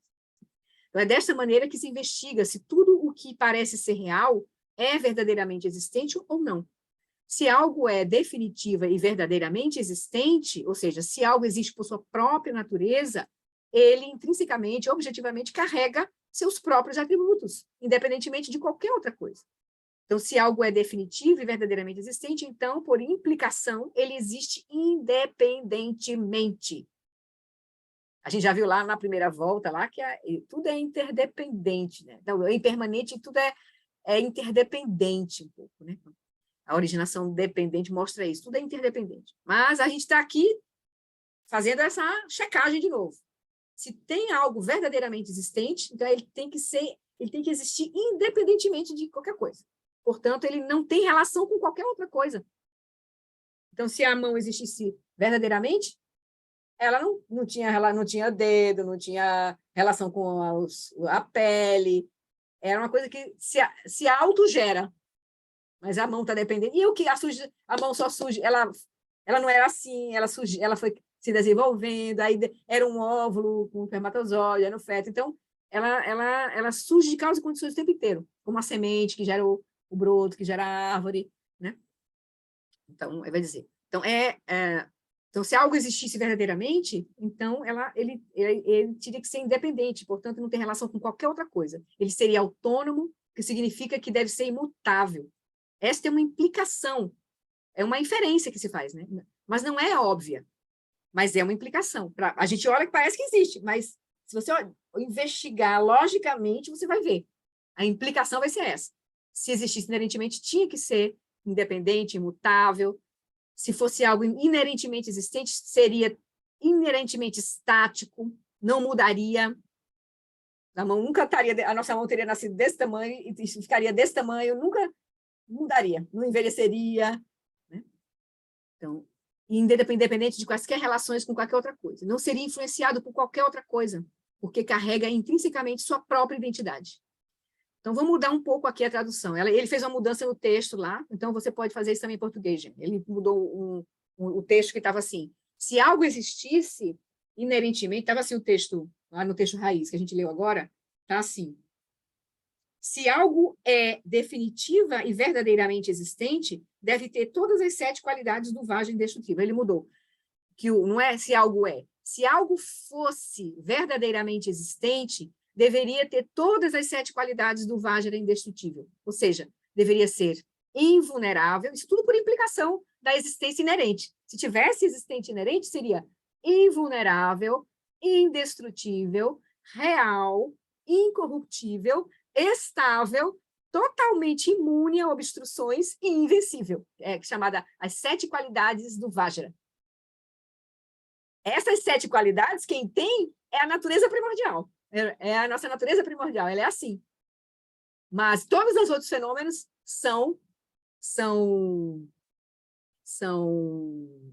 a vacuidade é nesse sentido, assim, né? A natureza vazia e luminosa da realidade, a união de vacuidade e luminosidade é invencível, indestrutível, real, incorruptível, estável, totalmente imune a obstruções e invencível. Mas não é algo, entende? É porque exatamente não é algo que que tem essas qualidades. É espaço luminoso. Só aquilo que não é alterado, que não é destruído, é um espaço, não é? O espaço não pode ser alterado, destruído, é totalmente imune a obstruções, é invencível, é estável, ele nunca muda. Então, é por isso que se diz que a natureza última é como espaço, mas não um espaço como um espaço físico, né? É um espaço sutil, luminoso, né? Porque não é um nada, ele manifesta tudo, né? Então, tudo isso viria por implicação. Se fosse realmente existente, teria que ter todas essas 7 qualidades. Aí segue no texto: terra ou pedra, nós estamos olhando os fenômenos, né? Terra ou pedra, que são consideradas reais, podem ser partidas, pulverizadas e desintegradas. E então, se fossem lançadas ao céu, desaparecerão sem deixar vestígios. Ou seja, você poderia pulverizá-las tão finamente que poderia jogar poeira fina no ar e ela simplesmente desaparecerá sem deixar vestígios. Tão claramente, terra e pedra, que parecem tão inerentemente, absolutamente, objetivamente reais, se você os desconstruir, seja mentalmente, mas seja fisicamente mesmo, eles desaparecem. Examinando todos os fenômenos dessa maneira, você definitivamente vocês definitivamente os desconstruirão com suas mentes, e eles desaparecerão na vacuidade.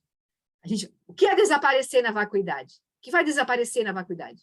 Não é que as coisas vão sumir assim, não. Vai desaparecer a fixação à existência inerente das coisas. É isso que vai desaparecer. A compreensão disso vai fazer desaparecer a fixação à existência inerente das coisas. A gente vai ver tudo como fenômeno, composto de partes, de rótulos e de causas e condições. Entende? Uau! A realidade fica mágica. Mas não é que a gente não vai sumir, nem as coisas vão sumir. A gente vai olhar de um outro lugar, uma outra perspectiva, né? Ou seja, a perspectiva ainda do caminho do meio, né, Madiana? Nós estamos olhando, isso que é importante estudar, porque é a perspectiva do caminho do meio, né? A gente vai ver e fazer a prática também, né? Não é só conceitualmente, mas internalizando, né? Olhando de forma profunda para as coisas, como o Eric pede para a gente fazer. Olhe, veja. A permanência existe? As coisas mudam? Ou não mudam? Como elas surgem? A gente vai começar a olhar tudo, né? Enfim. Como é que surge a árvore? É o olhar do cientista, né? Como é que surge a árvore? Vai, olha. Então, o Buda é um cientista. No sentido, ele é um cientista profundo, né? Então, ou seja, Então, ele vai dizer, examinando todos os fenômenos dessa maneira, vocês definitivamente os desconstruirão com suas mentes e eles aparecerão na vacuidade. A fixação, a existência inerente dos fenômenos. Nós vamos ver como eles são, de fato. Não é apenas hipotético. Quando reificamos as coisas conceitualmente, estamos observando um objeto, uma casa, um corpo, seja o que for, e junto com isso, olhando esta entidade, há uma ideia geral, há um pressuposto, há uma ideia geral de que essa entidade é relativamente estática. A gente vê, parece que as coisas estão ali. Sempre estiveram ali e sempre vão estar ali. O fenômeno em si está sempre mudando, mesmo que a mudança não seja visível a olho nu assim, para a gente, mas se você esperar um pouco e olhar de forma profunda, e se você, né, olhar para trás, tudo tá mudando. Sempre, as coisas estão sempre em estado de fluxo. Mas a ideia dessa pessoa, desse lugar, dessa pessoa, né, ali, do lugar, da coisa, é relativamente estática que a gente tem. A gente sustenta uma ideia da existência estática das coisas. Quando vemos essa coisa por meio dessa ideia de ser relativamente estático, vemos que é algo durável, constante, imutável, e dessa forma nos deludimos. Então, a gente sustenta uma ideia de permanência nas coisas. Você pode, por exemplo, pensar em políticos que conhece. Por exemplo, Bolsonaro, Donald Trump, Boris Johnson e qualquer outro. Quando foi a última vez que sua ideia de Bolsonaro ou Trump realmente mudou? Eles estão mudando a cada momento. Eles mesmos estão mudando a cada momento. A sua ideia de Bolsonaro fica congelada. Ou de Trump, né? Suas mentes estão mudando. As mentes dele, né, de Bolsonaro, Trump, estão mudando. Seus corpos estão mudando. Eles estão envelhecendo, eles vão ficar doentes, eles vão morrer. Eles não estarão mais aqui. Mas nossas ideias sobre essas figuras conhecidas, nossas ideias sobre outras pessoas que conhecemos muito bem, nossos parentes, tendem a ser estáticas. Quando há mudança, como uma pessoa que conhecemos muito bem, de repente ouvimos, essa pessoa foi diagnosticada com câncer. Ou ontem, por exemplo, eu soube que um amigo meu, que me convidou várias vezes ao seu centro lá, morreu. Ele tem apenas a mesma idade, ou algo assim, que eu. E ele não existe mais, como pode ser? Ele tem apenas a minha idade. O Lama falando desse amigo dele, né? Que morreu. As ideias tendem a ser fixas. Ele falou aqui em francês. Em francês. Então, as ideias tendem a ser fixas. Então, nós estamos lidando com... Nós vivemos no mundo da mente, dos conceitos, dos julgamentos, das ideias.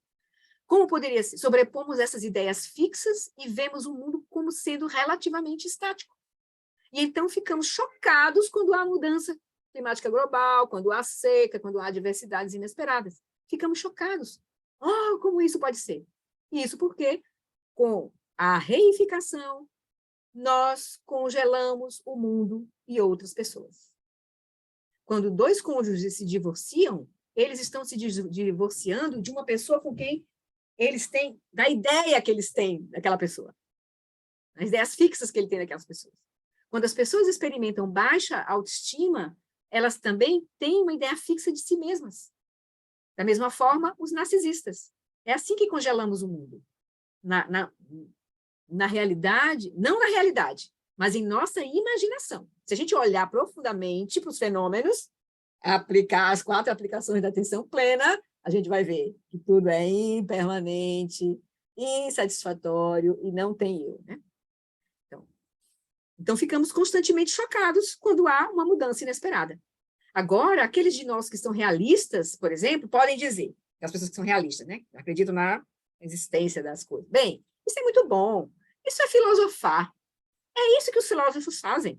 Mas tudo o que ouvimos até agora é apenas um jogo de palavras, são apenas palavras. Mas quem, em sã consciência, duvida que existe um mundo físico real lá fora? Nós sabemos que existe energia térmica, existe energia gravitacional, energia eletromagnética, que realmente existe. Pessoas morrem de radiação, a energia é real. E a carruagem lá daquele experimento que o Lama falou lá, não é só uma questão de falar. Você pode ir daqui para lá com a carruagem. Você pode esbarrar nela, ser atropelado por ela, cair de uma carruagem, quebrar o pescoço. essa carruagem é feita de átomos, e os átomos são reais. Chame-os do que quiser. A energia é real. O átomo é real. Chame-a do que quiser. Mas vamos, caia na real. Esse é o filósofo o realista falando. Existe um mundo físico real lá fora e é criado de matéria e energia. Isso é apenas um absurdo. Você está falando aí, é apenas um absurdo filosófico. O que você acha dessa minha crítica? Né? Aí o Lama vai seguir. Tem um monte de coisa aqui no chat. Deixa eu ver. Tá, o pessoal está saindo. Ok, falando aqui. Aí, então, uma visão tão forte como essa que acabei de veementemente expressar está enraizada para uma pessoa como eu, ele mesmo, Lama falando dele, em nossa compreensão, por exemplo, da física. Ele é físico, inclusive, né, o Lama? Então, os físicos sabem mais sobre o mundo físico, da matéria, energia, espaço e tempo, do que qualquer outra pessoa. Eles investigam isso. É o objeto de estudo deles, né? É por isso que sou... É por isso que, vai dizer, né? A pessoa diria, né? É por isso que eu sou realista. Os físicos sabem mais, eles é que sabem. Né? Então, essa seria uma posição muito defensável. Uma posição que tem argumentos, claro. Essa posição realista. Tem argumentos. Se ainda vivêssemos no século XIX. Aí o Lama vai falar aqui, rapidamente aqui sobre como está a visão da física hoje. Então, mas algo aconteceu no século XX. E isso, ele vai falar o que aconteceu no século XX e o que aconteceu no século XXI. Duas mudanças importantes. Então, mas algo aconteceu no século XX, lá nos conteúdos, né, descobertas da física. E isso é chamado de segunda revolução na física, no século XX. Especialmente na teoria da relatividade, lá com Albert Einstein. E na mecânica quântica. Especialmente, né, na mecânica quântica. E muitas pessoas não entendem isso. Eles vivem no século XIX. Nos paradigmas da ciência, da física do século XIX. Richard Feynman, que é de achar que existe matéria, que a realidade é material, que não tem consciência, o Lama procura nos livros lá, não tem nenhuma palavra consciência no livro lá, só é matéria, espaço, física, energia e tal. Richard Feynman, um dos mais famosos físicos teóricos americanos da segunda metade do século XX, ganhador do Nobel, escreve que a conservação da energia, um dos alicerces da física moderna, é um princípio matemático, não uma descrição de um mecanismo concreto. Ele acrescenta, é importante compreender que na física de hoje não temos conhecimento sobre o que é energia. E se o Lama ele fica com o olho, acompanha assim de perto as descobertas da física, né? Ele está lá sempre acompanhando, ele tem um monte de referência. Ele já diminuiu um pouco, porque o pessoal está cansado de ouvir as referências que ele traz, mas aqui ele vai trazer 3 bem importantes, só para a gente chegar trazendo, ele diz assim, é importante que a gente está no mundo da ciência, na cultura da ciência, a gente precisa ter os elementos, trazer os elementos da ciência para essa visão do Buda. Senão a gente fica meio que parece que é uma outra dogma, né? Ele está querendo dizer que não é um dogma. O que o Buda viu, o de Olimpa está dizendo aqui para a gente, não é um dogma. É o que a própria física está chegando. Aí ele vai dizer. Então, não temos conhecimento sobre energia, disse lá o Richard Feynman. Aí o Lama agora. Quando eu era um estudante de física, como monge lá no Armstead College, fiz um curso completo sobre energia. Daí eu perguntei para a professora, que era uma muito boa professora, o que é energia? O que é isso que se conserva? Ele perguntou para a professora, né? O óbvio, o curso era sobre energia. Aí ela olhou para mim bastante chocada e disse, não sei, mas vou consultar meus colegas. Na aula seguinte, ela voltou e disse, consultei meus colegas e não sabemos. Então, se você acha que tudo se resume à energia, ninguém sabe o que é energia. O que a energia é. Então, você pode dizer, ok, basta. Ok, não sabemos o que é energia, mas lá o realista, né? Mas sabemos o que é matéria. Conhecemos átomos, conhecemos partículas elementares, temos bombas de hidrogênio e bombas atômicas.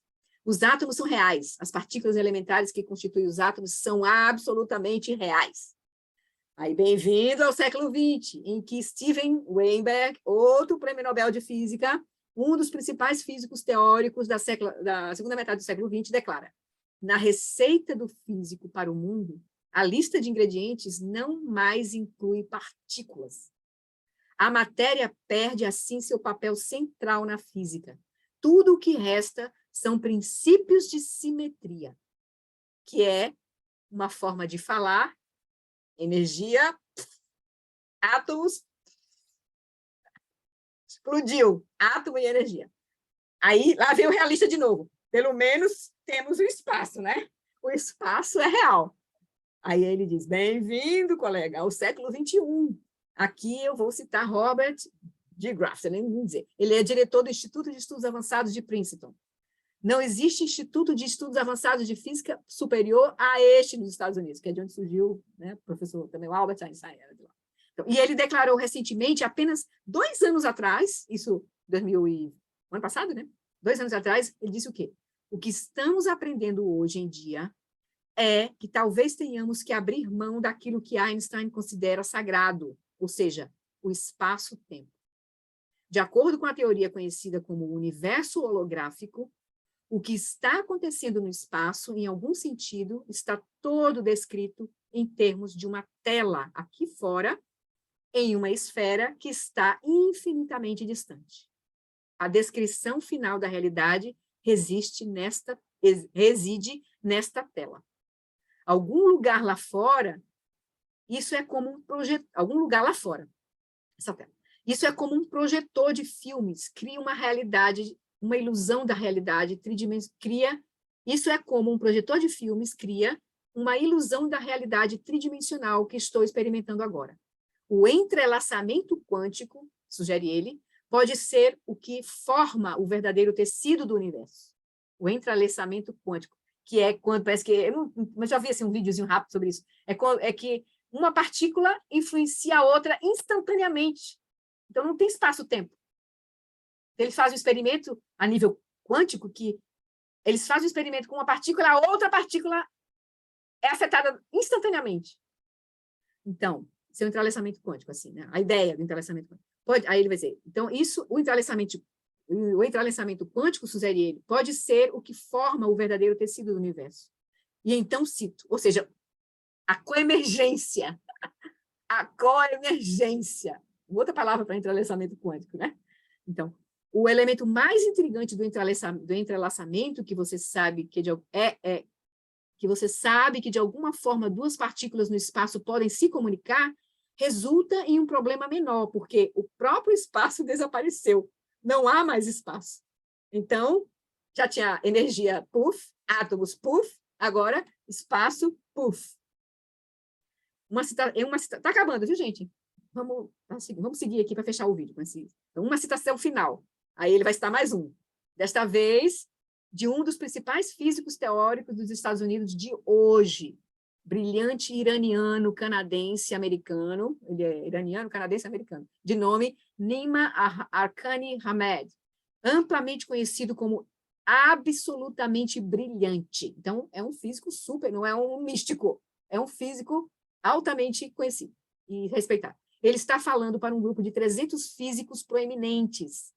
Ele comenta em uma conferência de vários anos atrás que muitos argumentos separados, todos muito fortes individualmente, sugerem que a própria noção de espaço-tempo não é uma noção fundamental. O espaço-tempo está condenado. Não existe espaço-tempo, fundamentalmente, na descrição real e subjacentes da lei da física. Isso é o Nima falando. Isso é muito surpreendente, porque o que a física deve supostamente fazer é descrever as coisas como elas acontecem no espaço e no tempo. Portanto, se não há espaço-tempo, não está claro do que se trata a física. E é por isso que este é um problema difícil.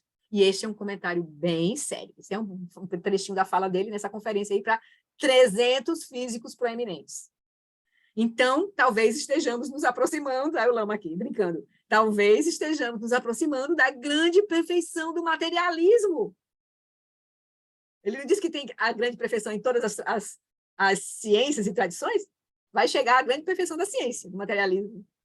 O materialismo está sendo completamente demolido, evaporado no nada, pelas pessoas que, no espaço, né, sutil, pelas pessoas que mais sabem sobre o universo físico, que são os físicos. Eles estão demolindo espaço, tempo, matéria e energia. Puf! A grande perfeição da física é a transcendência da física. Então, ou seja, desse conceito de materialidade, espaço, tempo, matéria, energia, coisas existentes inerentemente. Então, mas eles não são objetivamente, inerentemente, desculpa, não demolendo. Então, a grande perfeição da física é a transcendência da física. Então, não é que espaço e tempo, matéria e energia não existam, como o eu, os fenômenos, a carruagem, a mão, não existam. Isso é bobagem, pensar assim, porque não é isso que o Buda está dizendo, né? Mas eles não são objetivamente, inerentemente reais. Isso é um consenso agora entre aqueles que estão na vanguarda da física moderna. Então, como é que isso existe? Como princípios matemáticos, como princípios de simetria. Para falar a verdade, eles existem de maneira convencional. Eles existem nominalmente, mas não têm existência própria inerente. Então, chega lá no que o John Lipper realizou. A natureza dos fenômenos depende de causas e condições, de suas partes e da designação conceitual. Então, e quem está designando? Quem está fazendo essa imputação? Estão as mentes conscientes. Então, o Lama diz, né? Na física tem os princípios de conservação da energia, conservação da energia, da matéria, mas falta eles reconhecerem o princípio da conservação da consciência. Porque eles nem olham para a consciência, os cientistas. Né? Não entendem esse fenômeno. Por isso, a ânsia do Lama de fazer os cientistas realmente ouvirem os contemplativos. E dos contemplativos realizarem, mostrarem de forma perfeita na sua experiência essa realidade, essa realização. Mostrar CIDs, como ele diz, CIDs. Né? A ciência mostra os CIDs da tecnologia. Faça os contemplativos mostrar os CIDs da realização da prática, da visão do Buda. Entende? E quem está designando? Então, as mentes conscientes. Então, o mundo passou a existir em relação aos sistemas de medição, que é a visão de que primeiro surge a informação, a consciência gera a informação cria as caixinhas, e as caixinhas são aquilo que a gente se relaciona como a experiência de mundo, né? Ele fala isso bem interessante no Investigando a Mente, nos capítulos iniciais, bem interessante, isso aqui traz. Eu quero estudar um dia, a gente estudar junto, assim, o Investigando a Mente e o Aquietando a Mente, que é a fase 1, isso aqui é a fase 2 do Vajra Essence, sim? Aí, o mundo passou a existir em relação ao sistema de medição, mas não há sistema de medição a menos que haja um medidor, e não há medidor a menos que haja um indivíduo consciente fazendo as medições. Aquilo que a física quântica, né, chegou à conclusão de que veio a coemergência. Aquilo que é observado depende do processo de medição, das teorias, né? Então, a coemergência dos fenômenos, né? Coemergência da mente que observa com o fenômeno observado. Aí, então, vários mundos surgem em relação a múltiplos sistemas de medição. É isso que a visão madhyamaka tem dito há 2000 anos, desde Nagarjuna, lá, quando ele estruturou toda a visão madhyamaka. Essa é a mensagem central da fase 3 do Dzogchen, aqui nesse ensinamento do John Lipper. E essa é uma grande convergência. Ele fica feliz de ter essa convergência entre a física moderna e a visão do Buda. Oh, laçou. Aí ele termina. Eu espero, então, ter explodido totalmente suas mentes. Aí ele faz a meditação. E aí, no finalzinho aqui, eu queria colocar, só para terminar com o Lama. Eu vou colocar aqui o vídeo. Peraí, sorry. Oi, pai. Tenho que escolher um vídeo aqui. Eu deixei lá já no ponto, para a gente ouvir o Lama falando esse finalzinho do vídeo aqui. É melhor ele falar. Depois da meditação, né? Que nós fizemos hoje. The bell is a symbol of impermanence. O sino é um sinal de impermanência. We're here for only a very short time. Nós estamos aqui por um curto período de tempo. And then we won't be here anymore. Então, nós não estaremos mais aqui. Which is very powerful evidence that we are never really here in the first place. Essa é uma evidência poderosa de que nós nunca estivemos aqui, desde o início. What a relief. Que alívio! Because if there's no one really here now, there's no one who will really die either. Or go Porque se não tem alguém que esteja realmente aqui, não tem ninguém que vá morrer ou que vá para algum outro lugar. What a relief. Que alívio. So this is the first step, to realize what we are not. And once we realize what we are not, that there is no sentient being really here, then and only then are we prepared to realize who we are, who we've always been, and always will be. And that's Buddha. Então, essa é a primeira etapa, o primeiro passo para nós, nós descobrirmos o que nós não somos, que não existe nenhum ser senciente aqui, realmente aqui, existente aqui. E assim nós nos preparamos para, por fim, nos realizarmos que nós verdadeiramente somos, sempre fomos e sempre seremos Budas. So to illustrate this, here I am. I'm gone. Então, para ilustrar isso, Tchau. o Lomir estava lá, agora não está mais. Tchau. Então, tchau, pessoal. Até daqui até a sessão de perguntas e respostas.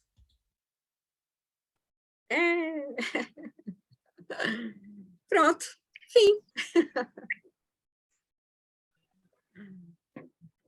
Vamos fazer as preces? Nós estamos bem avançados, né? Ficar com essas palavras do Lama, com as bênçãos. Deixa eu só essas preces aqui, socorro. Peraí. Aqui.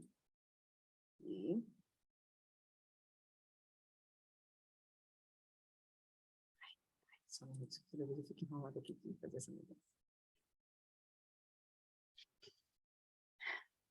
Vamos fazer a prece mais curta, tá? Porque a gente abusou hoje.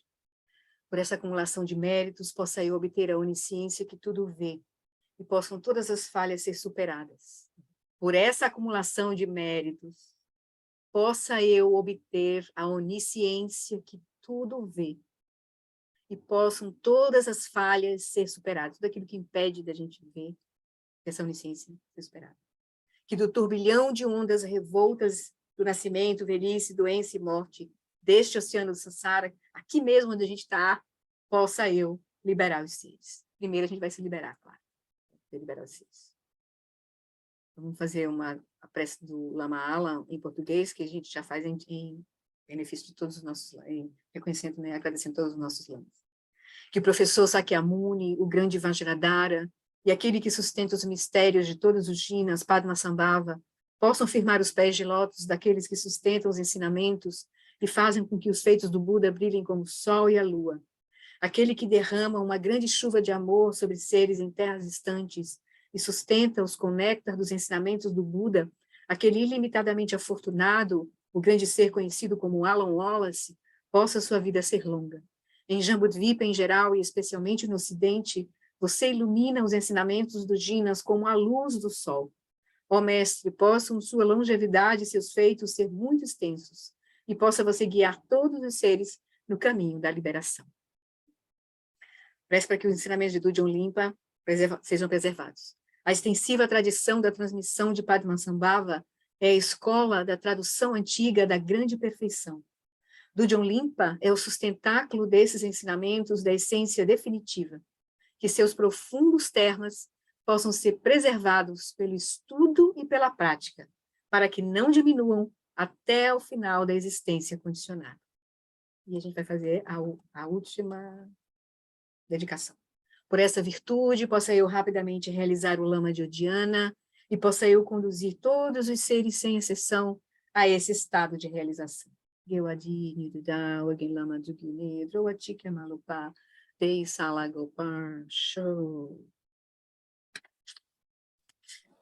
Ai, obrigada. Lindo, lindo. Muito obrigada. Desculpem aí o abuso do horário, viu? Mas foi bom, a gente terminou, né?